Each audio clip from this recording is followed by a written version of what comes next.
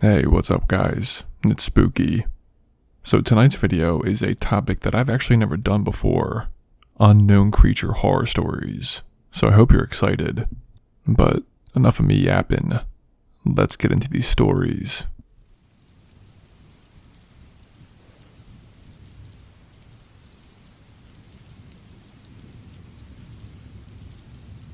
I live on a decent stretch of land out in Oklahoma.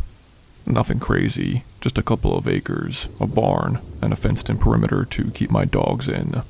I've had them since they were pups. A German Shepherd we named Rex, and a mutt we just called Daisy. They're both great at alerting me whenever anything moves around at night. Last fall, around the end of October, I was watching TV when I heard both of them start barking like they'd lost their minds. Not their usual, "Hey, raccoon's out there" kind of bark, either. This was deep, frantic, non-stop barking. I grabbed my flashlight and went outside. The barking was coming from the back fence line, near the edge of my property where the woods start. At first I figured it was a deer, since we get them all the time, but usually the dogs bark and it's over. This time, they were not letting up. When I got closer, I noticed both dogs were backed up, tails stiff, hackles up like they were ready to tear into something. They weren't charging the fence though. They were keeping a good few feet back, almost like they didn't want to get too close. I shined the light along the fence. That's when I saw it. Something long and dark which stretched low against the top rail. It wasn't standing up like a person, or perched like a raccoon. It was draped, I guess the word is. Its body clung tight across the wood, and I could see limbs. Too many limbs, hooked over the slats like it was pulling itself across. I froze, thinking maybe it was some kind of huge cat, but the shape wasn't right. Its body was flat and elongated, like it didn't have a chest or stomach. Just this thin frame that seemed to hug the fence like it belonged there. The beam of my light caught part of its head, and I'll never forget what I saw. It did not look like a face. It was more like a stretched patch of skin pulled too tight, with no obvious eyes, just hollows where there should have been. The second the light hit it, the thing moved, fast. It pulled itself over the fence with this jerky, unnatural grip, like a lizard but too big, and then it disappeared into the trees without a sound. Both my dogs went nuts, barking and lunging, but they still wouldn't cross the line of the fence. I stood there for a long time, shining the light into the woods, and everything was still. The only proof it had even been there were the deep scratches carved into the fence post where its limbs had been clamped down. I checked again in the morning in the daylight. The wood was shredded. Whatever it was, it had left gouges deeper than anything I'd seen from coyotes or stray dogs. The scratches were longer too, as if whatever made them had fingers. I called a buddy of mine who hunts and asked if it could have been a mountain lion. He told me if it had been, the dogs would have either charged it or gone silent, not barked like maniacs while keeping their distance. He also said cats don't pull themselves over fences like that. They leap. They don't crawl. For the next week, I kept my rifle by the door and made sure the dogs came inside before dark. They'd still perk up and growl at tree lines some nights, but I never saw anything again. One evening, about 10 days later, I had a neighbor stop by. He lives a little further down the road and said his goats had been acting strange. They wouldn't go near one side of their pen, just huddled together like something was keeping them spooked. He asked if I'd seen any predators around. I told him about the thing on my fence. He got quiet, said a couple of years back, his cousin swore he'd seen something moving low along a fence out near his property too, but nobody believed him. I don't know if he was just humoring me, but the way he said it made me think that this wasn't the first time someone had seen whatever it was. I still don't have an explanation. I checked the fence for weeks after, and the scratches never faded. Eventually, I replaced the post because I got tired of looking at it. It felt like leaving the marks there was some kind of invitation for it to come back. Rex and Daisy are both still around, and they're good dogs. But to this day, if I let them out at night, they won't go near that section of the property. They'll circle wide or sit on the porch and bark, but they refuse to run the fence line the way they used to. I wish I could say I convinced myself it was just a trick of the light, or a big cat moving strangely. But I know what I saw. The way it pulled itself over, the way its body flattened against the wood. That wasn't a deer, a raccoon, or anything I can name. It was something else, and for reasons I can't explain, it knew exactly how to move along the one barrier I trusted to keep things out.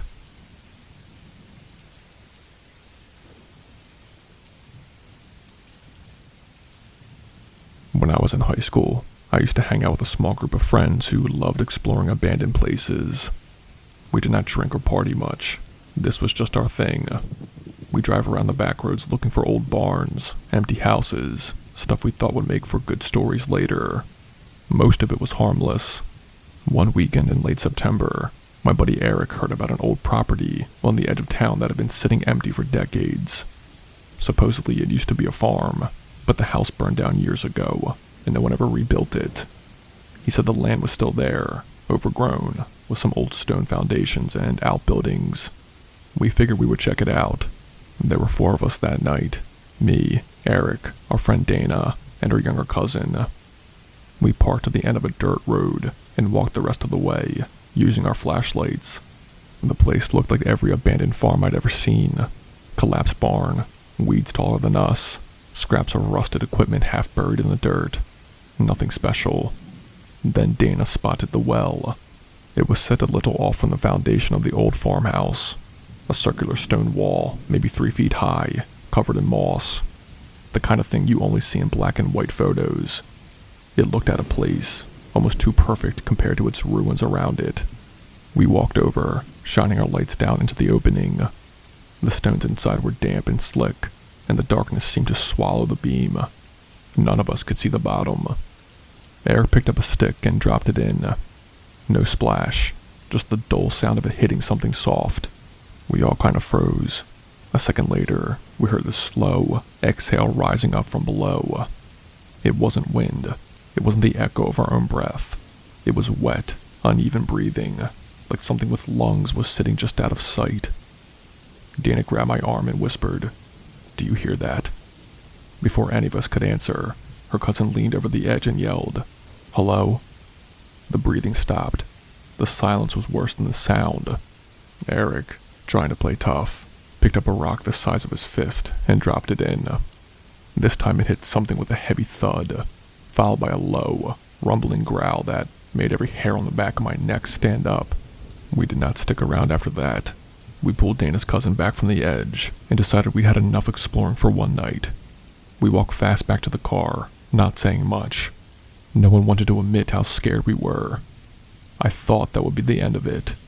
But a couple of nights later, Eric called me, his voice shaking. He said he'd driven back alone to prove himself that it was nothing. He dropped another rock in and swore he saw movement down there. Pale arms pressing against the stones, like something was trying to climb up. He got into his car and left before he could get any further. I told him he was an idiot for going back, but part of me believed him. He wasn't the kind of guy to make up details like that.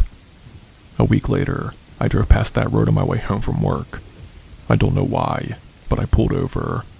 Maybe I just wanted to see that place one more time in the daylight. The barn looked the same, half collapsed.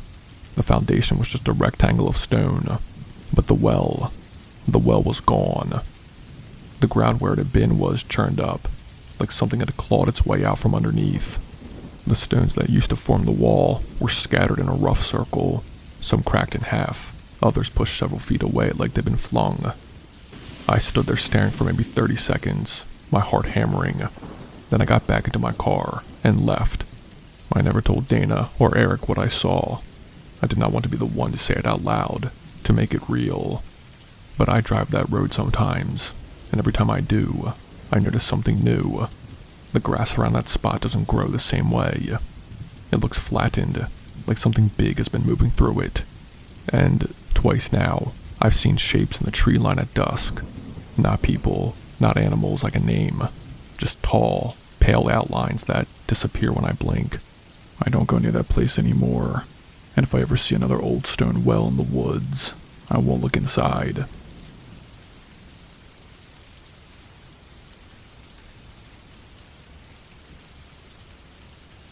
I live in a small cabin on the edge of northern Wisconsin. It's not totally off-grid. I've got power, running water, even internet most days, but it's far enough out that my nearest neighbor is about a half mile away. I work remotely, so I spend a lot of time alone. I've always liked the quiet, but last winter, something started happening that I can't explain. It was early December when I first noticed the marks. My cabin has these tall front windows that face the woods. I keep them clean because I like the view when it snows. One morning, I walked into the living room and saw smudges high up on the glass, maybe 7 feet off the ground. They looked like handprints, but bigger and greasy somehow, like someone had pressed oily palms against the window. At first, I figured it was nothing, maybe residue from when I cleaned, or moisture freezing weird overnight. I wiped them away and did not think about it. A couple of nights later, I was sitting in the living room reading. It was around midnight, no light on except the lamp by my chair. From the corner of my eye, I caught movement outside. Just a quick flicker. I looked up, and for half a second, I swore I saw something duck out of view at the edge of the window. I went outside with my flashlight, thinking maybe it was a deer nosing around. There were tracks in the snow, but not deer tracks. They were spaced too close together, and the shape did not make any sense. There weren't boots, weren't paws, just vague impressions, almost circular, leading right up to the window, and then back toward the tree line. That's when I started locking up earlier at night, making sure every curtain was closed. But the smudges kept coming back, always in the morning, always higher than I could reach without a step stool. Sometimes they were faint, like fingertips. Other times, full hand-shaped marks that looked fresh. One night in January, I woke up to tapping. It was soft at first, like branches hitting glass, but rhythmic. I sat up in bed and realized it was coming from the living room windows. I grabbed the bat I keep by the door and forced myself to walk out there. The tapping stopped the second I turned the light on. Nothing outside but snow falling heavy and steady. The next morning, more smudges. This time, streaks dragged downward, as if something had pressed its hands flat and slid them slowly toward the sill. I started to wonder if maybe some local kids were messing with me, but the cabin's too remote for that. No one passes by unless they mean to. And besides, what kid climbs up 7 feet just to smear greasy handprints on someone's glass? By February, it had escalated. I woke up around 3 in the morning to the dogs barking outside. Now, I don't own dogs. The sound came from the woods, 2 or 3 of them, howling and snarling. I stepped onto the porch with my rifle and scanned with a flashlight. That's when I saw it. Something was standing past the tree line, angled slightly away but still visible. It was tall, at least a foot taller than me, but thin, its frame narrow like it hadn't eaten in months. Its head looked wrong, too small for its body, tilted in a way that reminded me of a bird. I couldn't make out details, but I could see the way it shifted its weight, as if deciding whether to step closer. I raised the rifle, and in that instant, the dog stopped barking. The thing turned its head toward me, and though I couldn't see its eyes, I felt locked in place. Then, in 2 long strides, it vanished deeper into the woods. I barely slept after that. The next morning, there were no prints in the snow, just more smudges on the glass, 2 sets this time, side by side. That's when I started sleeping with every curtain down tight, but the smudges still showed up in the morning, even on nights when I'd swore I'd closed everything. In March, I finally told a friend who lives about 20 minutes away. He offered to stay the night, just to see if I was losing it. We sat up late with the lights off, just waiting. Around 2 in the morning, the tapping started again. He heard it too. His eyes went wide, and he whispered, "That's not branches." I wanted to grab my gun, but before I could move, the tapping stopped. We sat frozen until dawn. When we checked the windows, the smudges were there, but this time, something was different. They weren't hand-shaped anymore. They were faces, pressed against the glass from outside, so close the grease from whatever skin it had left outlines of features. Not clear, not human. Stretched mouths, wide blotches where eyes should have been. A whole row of them across the top window, like several things had leaned in at once. My friend left that morning and hasn't been back since. I'm still here. I don't know why. Maybe because I can't afford to leave. Maybe because part of me wants to understand what it is. but I've stopped cleaning the windows. The smudges keep layering, mark over mark, until the glass looks cloudy. I figure, if something out there wants to look in that badly, I don't need to see it back.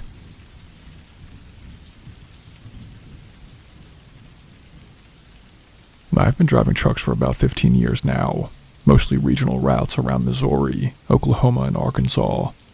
I've seen just about everything you can imagine out on the highways at night. Wrecks, drunks swerving across lanes, animals darting out. You learn to expect the unexpected. After a while, you get numb to it, so when something rattles me, I know it's not just my imagination. This happened last April on Highway 60 in southern Missouri. It was around 2 a.m. That stretch is 2 lanes, winding through forest and farmlands. Not much light besides the moon and your own headlights. I was hauling half a load of feed, steady at about 55 miles, sipping coffee and listening to late-night talk radio. Nothing unusual. I came around a long bend and noticed movement on the shoulder up ahead. At first, it looked like a deer.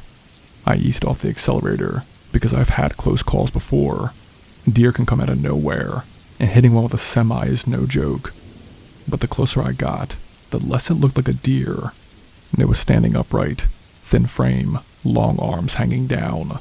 Its head was tilted at an odd angle, chin almost touching its chest.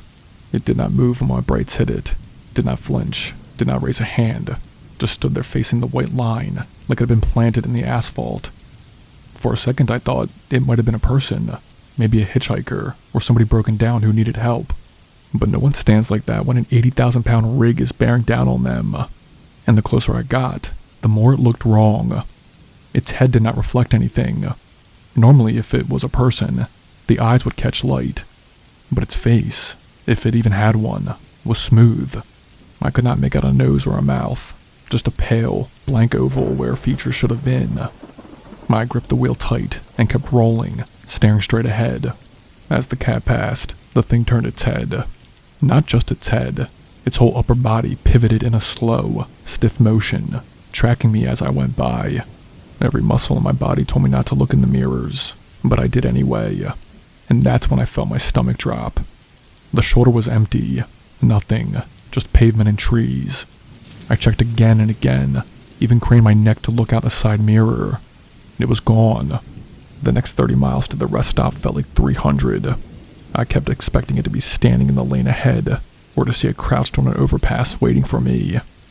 When I finally pulled into the lot, I parked crooked, climbed out, and paced circles around the rig, just to convince myself nothing was hanging on. I did not see anything else that night, but I couldn't shake the image. Thin frame, featureless head, that twisted motion as I passed. The next morning, when I dropped the load, I mentioned it to one of the other drivers. He laughed and said I'd been awake for too long. The headlights and shadows can make anything look weird at 2 a.m. I wanted to believe him, but I knew I hadn't been tired. I'd only been driving for a few hours at that point, and the coffee was still hot in my thermos. I tried to let it go, but 2 weeks later, I had another route on the same highway. I did not even think about it until I hit the same stretch near that curve. That's when I saw something in the road. At first, I thought it was a patch of roadkill. I slowed down a little, bracing myself to roll over it. But as I got closer, I realized it wasn't an animal. It looked like pale streaks dragged across the asphalt, smeared in a long arc, almost like something had been dragged on its stomach, clawing at the ground. And right in the middle of that streak was a print. It wasn't a shoe, wasn't a paw, it was a hand, and it was larger than mine, pressed flat into the grime, every finger distinct. The proportions were off. The palm was too narrow, and the fingers too long. I swerved slightly to avoid rolling directly over it. My whole body was buzzing like static. I did not stop. I couldn't. Out there, in the dark, 30 miles from the nearest rest stop, there was no way I was climbing down to take a closer look. And I kept checking my mirrors the rest of the way. Half of me expected to see that same figure, standing in the middle of the lane again, but the road behind me stayed empty. When I reached the yard the next day, I did not tell anyone about the smear or the print. I figured they'd just laugh at me again. But I haven't driven that stretch of Highway 60 at night since. If I have to take it, I wait until daylight. I don't know what I saw that first night. I know it wasn't a deer, and I know it wasn't a person. And whatever left that handprint, it wasn't supposed to be there. All I can think is that maybe it waits on those curves for the right moment. And maybe that night, I just happened to look too closely.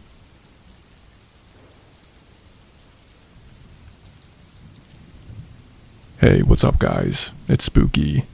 If you made it this far, congrats. You survived the unknown creature horror stories. And hey, if you enjoyed the video, be sure to like, comment, and subscribe to the channel if you haven't already. Also, check me out on Patreon. I've been posting these stories ahead of time before they hit YouTube, so you do get early access.